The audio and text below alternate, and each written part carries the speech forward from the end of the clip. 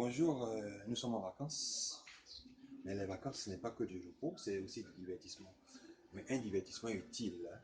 Et le divertissement le plus utile, il passe par la cuisine.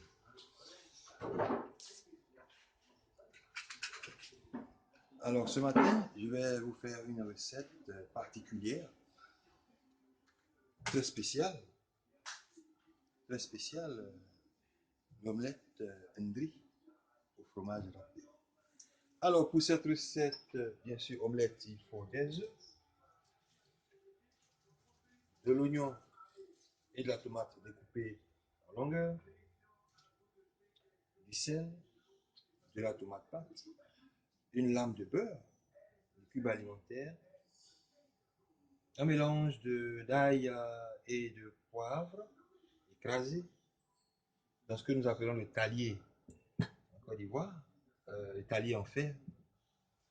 Ne vous inquiétez pas, il n'y a pas de limaille, hein, donc, parce que l'écrasement se fait avec un instrument en bois. Et bien sûr, le fromage râpé. Alors, cette omelette est particulière parce que vous remarquerez qu'il n'y a pas d'huile. La base, c'est de l'eau. Oui, de l'eau. Et donc, vous allez découvrir maintenant pourquoi et comment cela va se faire. Et nous espérons que vous allez adorer.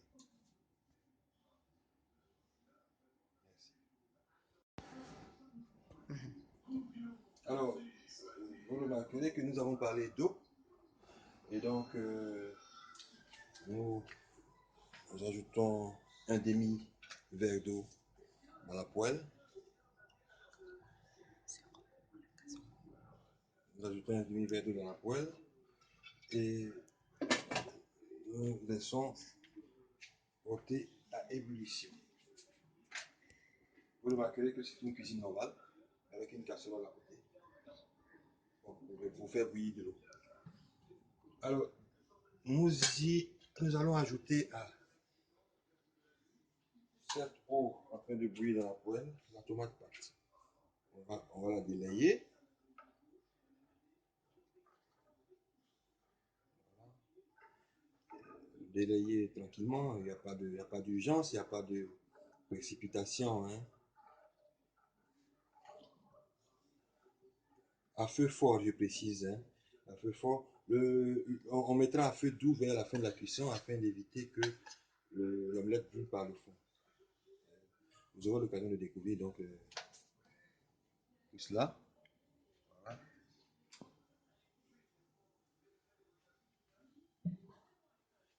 Donc, voilà. Vous voyez que nous avons les premiers frémissements. Et en ce moment, vous n'avez pas peut-être le fumé, mais c'est une odeur de tomate pâte non cuite. À la limite, vous remarquerez que c'est une odeur qu'on retrouve dans tous les kiosques. En Côte d'Ivoire, on appelle ça les kiosques de Diallo. Quand vous allez manger des spaghettis chez Diallo, la tomate pâte n'est pas cuite, vous faites un mélange, vous mangez, bon, le repas des célibataires, qu'est-ce que vous voulez? Alors, vous voyez que nous avons les premiers finissements d'ébullition. Nous allons les verser dans la poêle. Donc, la tomate et l'oignon.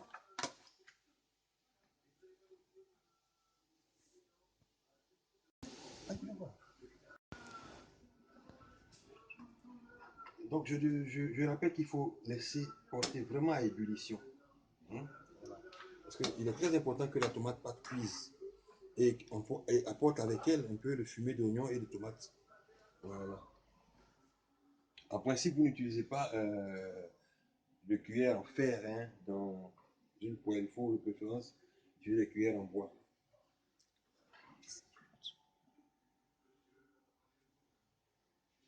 Voilà. Alors, quand vous constatez qu'il y a une certaine onctuosité, dans la préparation, vous voyez, une onctuosité, vous voyez, ça ne coule plus comme de l'eau qui sortirait d'un robinet. Voilà. C'est à ce moment-là qu'on va ajouter maintenant tout ce qui avait été écrasé comme ail et poivre. Hein. Vous ajoutez juste un peu d'eau pour délayer mélange. Bon, ça a été écrasé aussi par...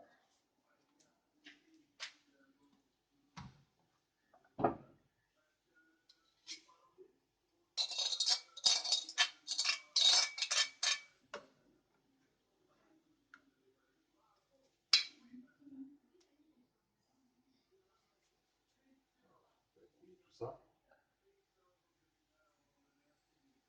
Ne vous inquiétez pas pour l'eau, elle va s'évaporer. Donc, il faut vraiment prendre son temps pour cette omelette.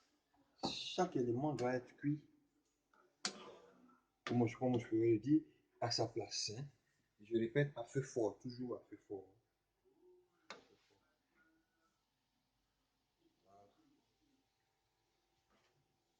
Vraiment, à ce moment-là, je ne vous envie pas parce que le parfum qui se dégage est...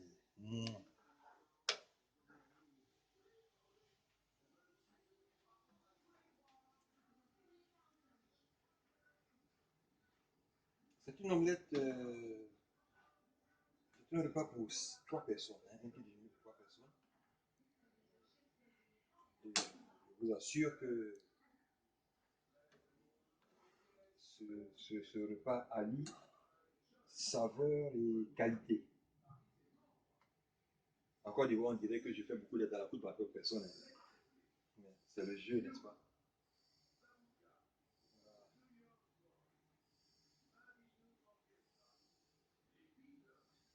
Voilà, on remarque que l'eau s'est vraiment évaporée. On dépose dans la préparation la lame de beurre et on la fait fondre au rythme de la cuisson.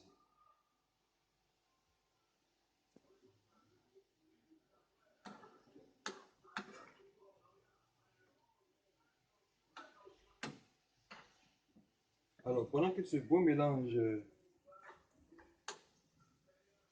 trouve son onctuosité, et puis maintenant, à ce moment, vous pouvez diminuer le feu. Hein. Vous allez diminuer un peu l'intensité du feu. Et donc, je disais, pendant que ce beau mélange va mijoter doucement, vous allez bien sûr vous rappeler que c'est une omelette et donc il faut casser les œufs. N'est-ce pas? Vous appelez votre adjoint pour faire ce travail-là.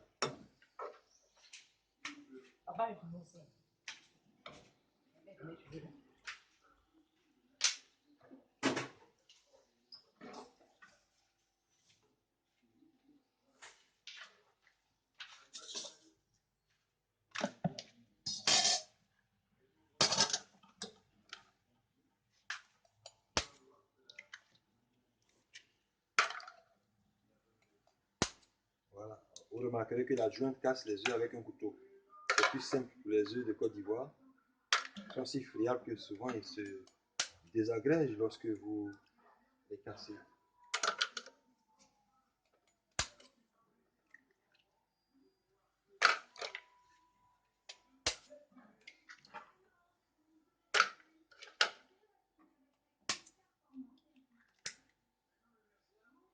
Alors pendant qu'elle va battre les œufs, nous allons ajouter le cube alimentaire. Pas en entier, juste un peu. Voilà. Pour une saveur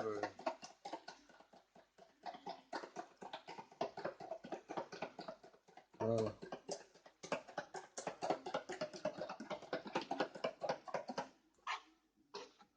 Un mélange. Alors, donc, aux œufs cassés, on ajoute une pincée de sel. Donc, il faut saler à son goût. Et de préférence, on sait qu'une omelette ne doit pas être trop salée. Parce que lorsqu'elle est juste salée, on peut après l'agrémenter comme on veut. Ceci dit, vous voyez que les œufs ont été battus en neige. Hein. Voilà. Donc, on peut revivifier le feu. quand on sent la saveur particulière, le parfum particulier du beurre, vous voyez que l'eau a pratiquement disparu. Attention, bien cuisiner sans son torchon n'est pas bien cuisiner, n'est-ce pas? Voilà. Vous voyez, donc c'est à ce stade-là qu'on doit arriver avant d'intégrer, donc avant de déverser, n'est-ce pas, les œufs. On va goûter un peu, normal. C'est bon, ça va.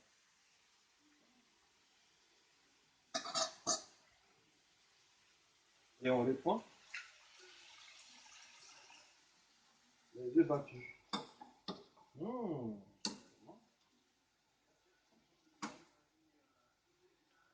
J'aime être à cette place. Hein.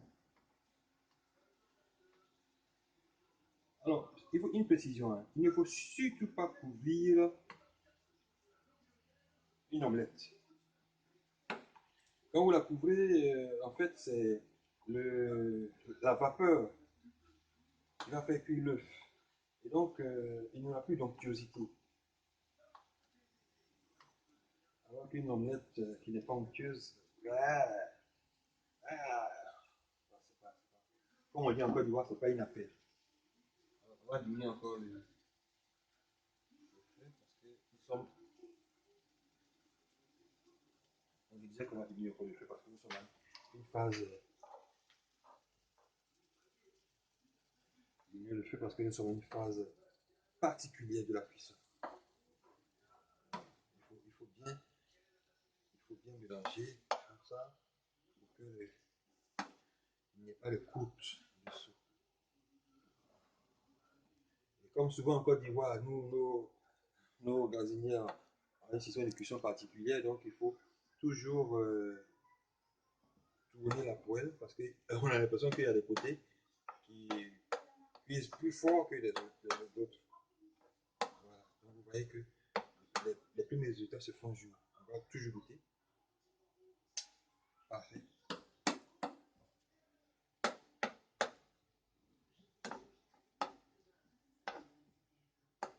Voilà.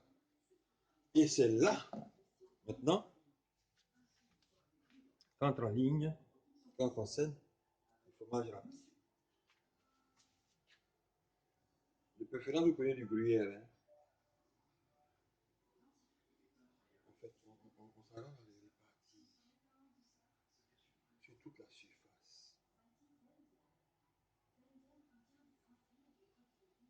J'ai demandé du gruyère parce que je pense qu'il est moins grand que les autres fromages. Ils se font, oh là là, si vous pouviez être là, oh là là, quel parfum, on dirait même quelle fumée.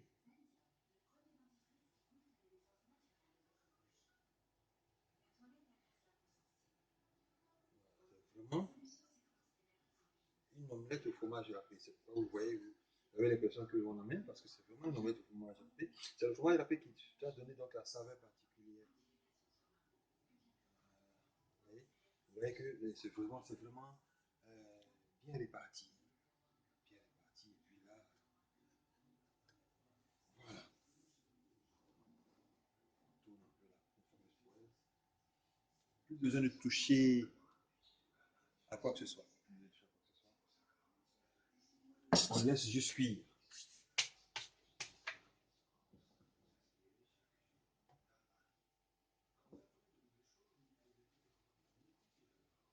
On va laisser le fromage s'incruster un peu dans l'œuf.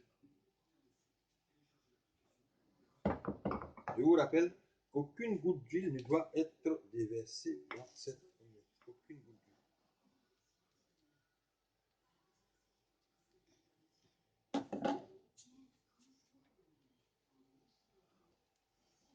Vers la fin de la cuisson, j'augmente le feu tout en tournant régulièrement la poêle pour ne pas laisser un côté brûlé.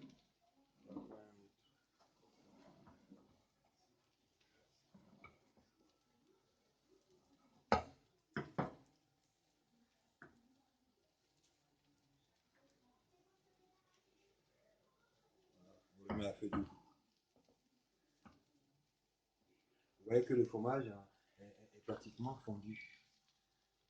C'est ça, c'est le résultat escompté.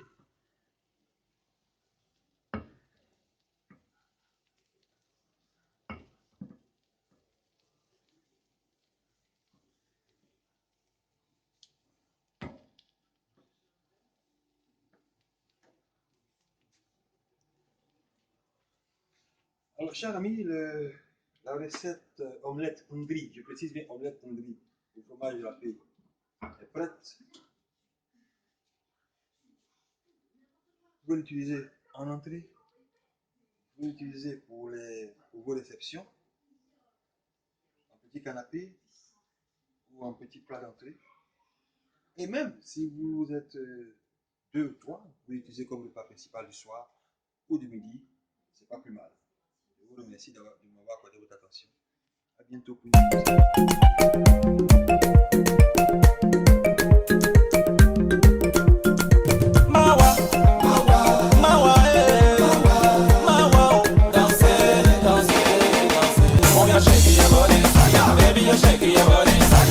Shaking your body, baby, better keep her in. Won't you shake your body?